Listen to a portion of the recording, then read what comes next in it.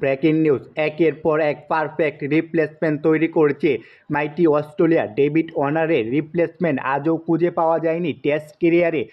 তাই একের পর এক উদীয়মান খেলোয়াড়কে দিয়ে ডেভিড ওয়ার্নারের জায়গাটা পূর্ণ করার চেষ্টা করছে অস্ট্রেলিয়া দলের আবার নতুন মুখ কনস্টাস। ডেভিড ওয়ার্নারের জায়গা কি সেই পারফেক্ট রিপ্লেসমেন্ট হতে পারবে কিনা? ভারতের বিপক্ষে চতুর্থ ও পঞ্চম টেস্টে স্কোয়াডের পরিবর্তন এনেছে মাইটি অস্ট্রেলিয়া। প্রথমবারের মতো জাতীয় দলে ডাক পেয়েছেন 19 বয়সী এই তরুণ ওপেনার স্যাম কনস্টাস। বাদ পড়েছেন ন্যাথান ম্যাকসওয়েল। বর্ডার গাভাস্কার ট্রফি দিয়ে টেস্টে অভিষেক হয়েছিল তার, কিন্তু প্রথম 3 টেস্টে নামের প্রতি সুবিচার করতে পারেননি এই ডানহাতি ব্যাটার। 6 ইনিংসে ব্যাট করে কেবল 72 রান করেছেন তিনি। অন্যদিকে ঘরোয়া ক্রিকেটে দারুণ ফর্মে আছে স্যাম কনস্টাস। গত মাসে ভারতে এ দলের বিপক্ষে অপরাজিত 73 রানে ইনিংস খেলেন স্যাম কনস্টাস।